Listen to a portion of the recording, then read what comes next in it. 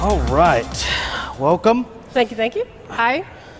I really like your shoes. Oh, thanks. Me too. Those are hot. I like them. Okay.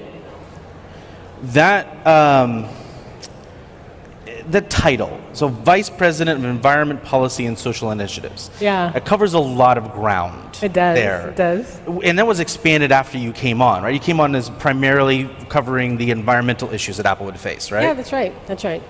And so you administered the EPA for years and served in President Obama's cabinet. What was Tim Cook's pitch to get you to leave this sector that you'd spent so much time in and invested obviously a lot of life energy into to come to Apple? Oh, no one's ever asked me that. It was a good pitch. It was basically, I was stepping down from working, being in the cabinet, working for President Obama for his first term. And I was trying to decide what to do, and I had decided to do what a lot of people in DC do, which is just hang out for a little while, and I call it detox from the craziness of Washington. And when I spoke to Tim, when he reached out, and then I came to Apple and spent some time with him and the executive team, he basically said, you can do the work of your life here.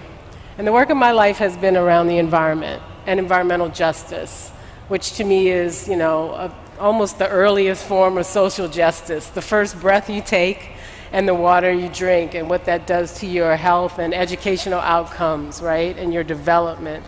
And I started to think about it, and the one privilege of being in the cabinet is that you make decisions almost every day that affect everyone in the country. And I feel like at Apple, we have that same scope and responsibility.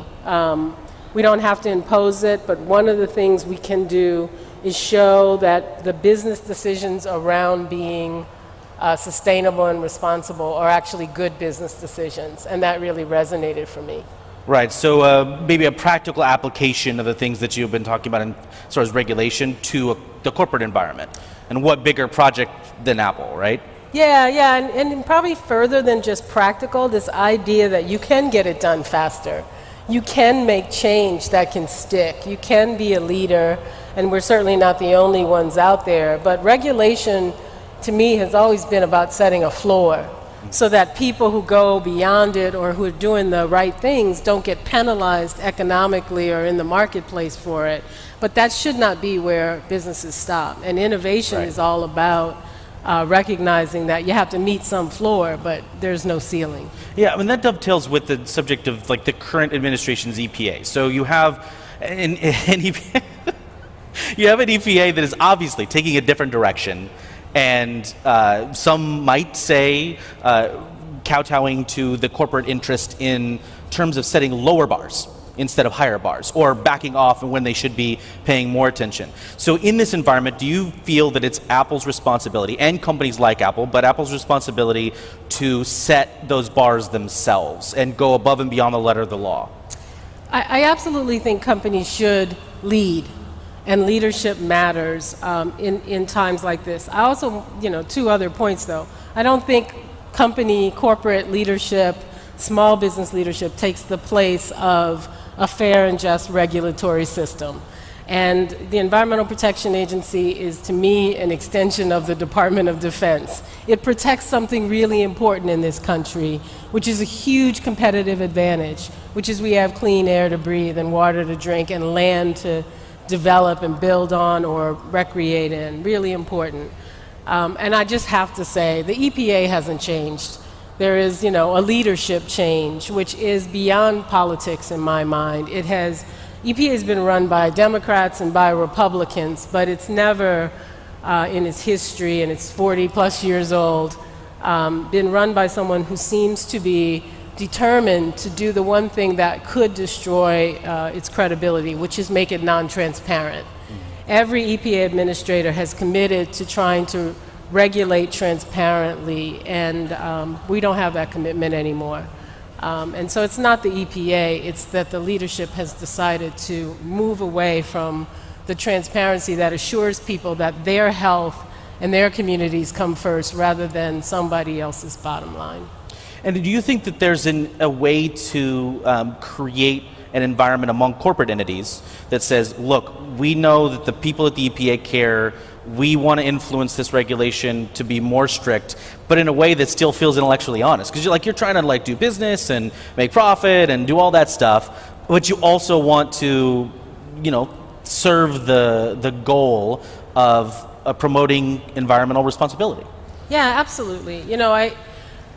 I didn't come to Apple. Apple actually, and a lot of the tech sector, not just Apple, doesn't intersect with the regulations of EPA that often. And we do go before EPA, not me personally, but staff at Apple, teams at Apple go to have discussions about things like EPEAT, which is, our products are all EPEAT Gold certified, but we're very interested that the standards in EPEAT don't hamper innovation, for example. So I actually think that it's really important to hear, especially from our sector in DC, because you don't want to have prescriptive standards that say you cannot innovate. What you want are performance-based standards that allow people to arrive at the goal in different ways. But you need to have an eye towards justice. So, one of the concerns that you'll hear about cap and trade programs for climate change is it's great unless you're on the receiving end of the trade. Right. Because now you're on the receiving end of a lot of pollution and health outcomes that travel with that pollution.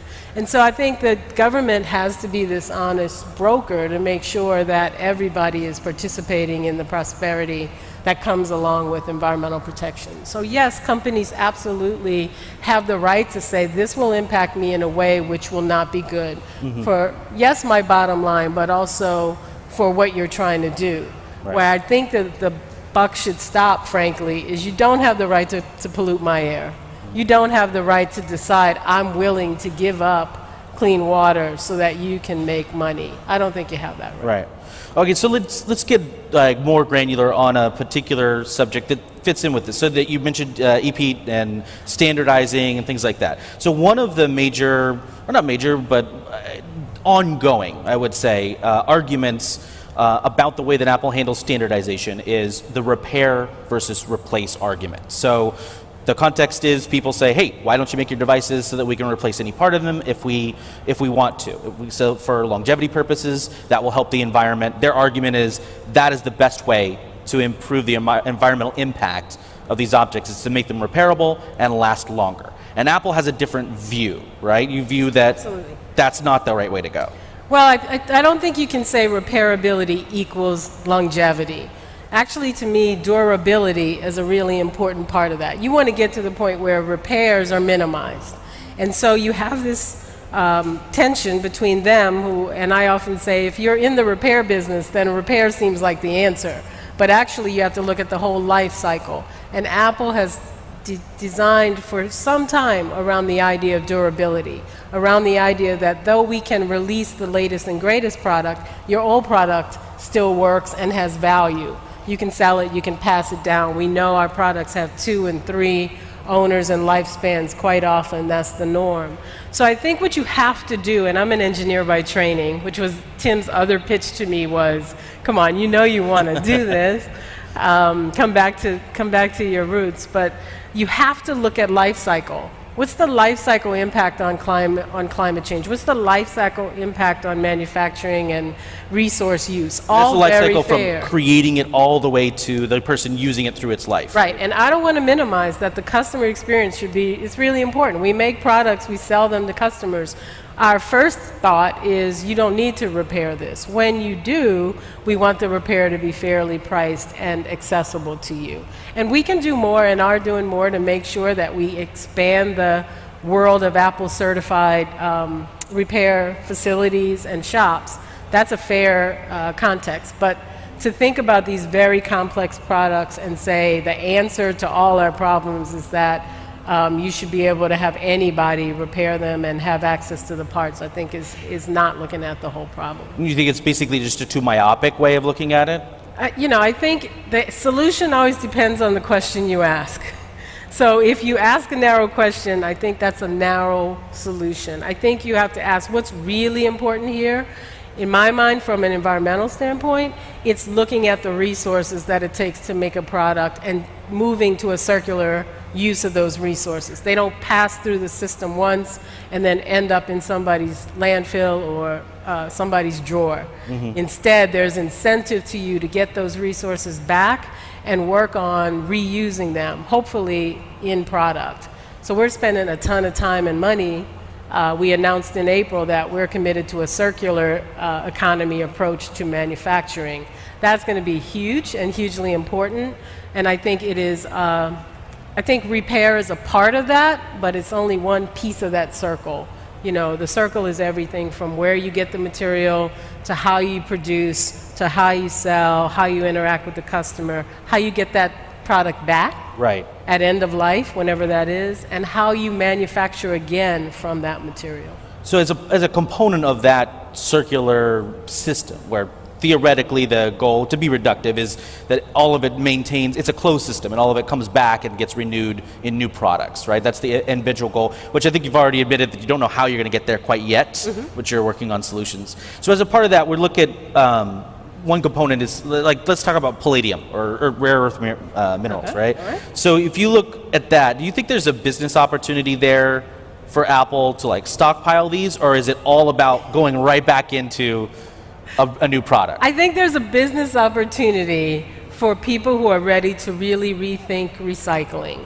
Right now, much of recycling is geared around larger products like automobiles, where we're looking at, you know, the aluminum in an automobile, or things that are much more ubiquitous, obviously, you know, cans or bottles. I think where we're going is looking at rare earths and other materials. There's like 100+, you know, elements in an iPhone, and figuring out how to move those back through the chain. And I want to be really clear. There's not enough data to say, oh, we have to do this, that the business opportunity is that they're rare, therefore people will be paying a lot more for them. They're rare in the Earth's crust, but many of them you can process enough material to supply needs for a long time. There's strategic opportunity in not having to do that, to rely on supply chains, especially the supply chains for some of these materials, which have, you know, which Apple spends a lot of time on the human rights issues around. Right. So at the point of mining or gathering the materials, there are human rights issues with working conditions and things that you may be able to avoid or change. Yeah. So the business opportunity is to come to Apple with, hey, I have a process for getting cobalt out of batteries, or I have a process for getting tungsten. We're working right now, the solder that we use in iPhone 6 is now all recycled tin. Hugely important if you know where tin comes from. We're moving quickly for that to become standard. What Apple can do is make a market for materials that are gotten in an innovative, disruptive way, but we're not interested in being the people doing all that work. It would be another supplier to us. And we're working with our current supply chain, and if you know folks who are working, shoot me an email. I really won't mind, and I will send it to the team for evaluation.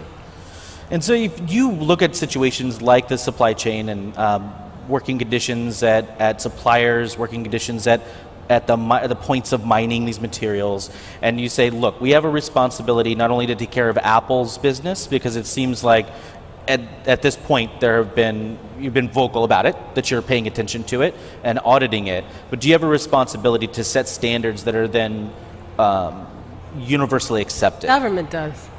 You know, government should be setting standards based on what's possible in terms of supply chain. Absolutely, we set them for ourselves, and our standards for ourselves are incredibly strict. There's some frustration that anytime somebody wants to talk about supply chain, the first place they go is to us, but that's what happens when you're the biggest number target. one. We're the biggest target. So I think rather than run from that or get frustrated by it, you say that's a huge responsibility and an opportunity. Everyone who makes consumer devices should be thinking about changing their supply chains. Every single person who has the ability to impact supply chain should not just be thinking about auditing hours for workers or environmental emission standards, which we absolutely need to do. That's the price of entry to the game. But how do I change this so that I am disrupting that supply chain and not relying on outdated supply chains which sacrifice the environment or human health or rights. Absolutely. And do you feel, this is kind of an aside, but do you feel carbon credits are really a viable way of like balancing the scales? Because it seems, I mean, I don't know, I can't wrap my head around the fact that this is how we equalize things. Yeah, you know, first, there's tons of people doing work in the carbon credit world who will say, all I need is more money, and if businesses bought into the credits, then I would be able to do even more great projects.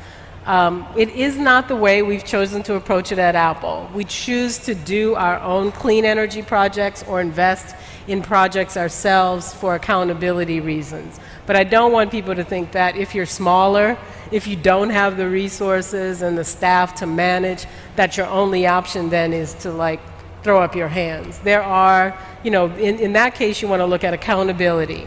You want to look at additionality. You want to make sure that the credit you're buying isn't, you know, you're paying 3 times for something somebody else is buying. So you want a certified and good standard. And so it seems like a lot of these issues, perhaps not the attitudes towards them. The attitudes may have always been there, but it's certainly the transparency and advocacy and forthrightness about Apple about how it is attempting to fix some of these issues has shifted over the last couple of years. Is that you, or is that like an attitude change? Honestly, that is Tim. The last thing, so it all comes back to your first question. The other thing he said to me in that first interview was, for a long time, Apple thought we spoke through our products and that was enough. But we have a larger responsibility to make sure that people understand what we're doing in our products that actualize our care for the environment, our concern for people with disabilities. You know, we have the most widely used assistive reader in the industry in voiceover, you know, that show our commitment to education or human rights. And so, you know, part of the reason I was there was to help us tell our story. That's why I do things like this. I'm much happier actually going back and working on some of the tech work. I'm offended. No. But maybe the place to leave it is, as I've been there now, it's 4 years, I realized that actually if we care about something, it does show up in our products. So rather than talk about it separate, let's talk about, you know, the iPhone, the new iPhone we just released. You know, we always have an environmental slide, the famous environment slide. Phil Schiller went through it for iPhone. There's a new line on there. It said low carbon process, because we worked really hard behind the scene. Our little part of that phone is that the aluminum that's used in the phone is now low carbon aluminum. It relies on hydro smelting and clean sources. And really cuts our carbon footprint for that phone. So, you know, it might not be the headline, the camera might be, and it's an amazing camera, as you noted, but it's really important that if we care about it, it shows up in our products, and that we're innovating on that side as well as on, you know, the side that people see and interact with. And then, like, as a closing question, I don't know, this is probably not enough time to address, but what are the most pragmatic, practical ways that Apple and other companies like it can push back against the repeal of DACA? I mean, I think I'm really proud to work at a company where our CEO, like others, but our CEO has been so vocal about the need to recognize dreamers for the people they are and not to characterize them or caricature them.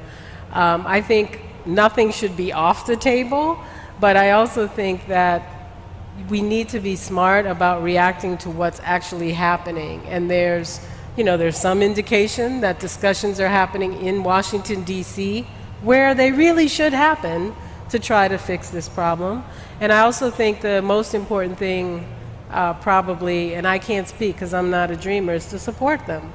You know, to support the people in our company, the hundreds of people whose lives are, I cannot imagine how that must feel to wake up every day. And I was walking with Tim across campus the other day, and a young woman came and I just gave her a hug. You know, she said, I just want to thank you. It's just not right. And so, yeah, we can do big things like lawsuits or little things, or speak out and use your bully pulpit and try to influence everyone we know, but it's broken in Washington until we fix that. Excellent. I think that's all the time we have. Thank you so much. Thanks.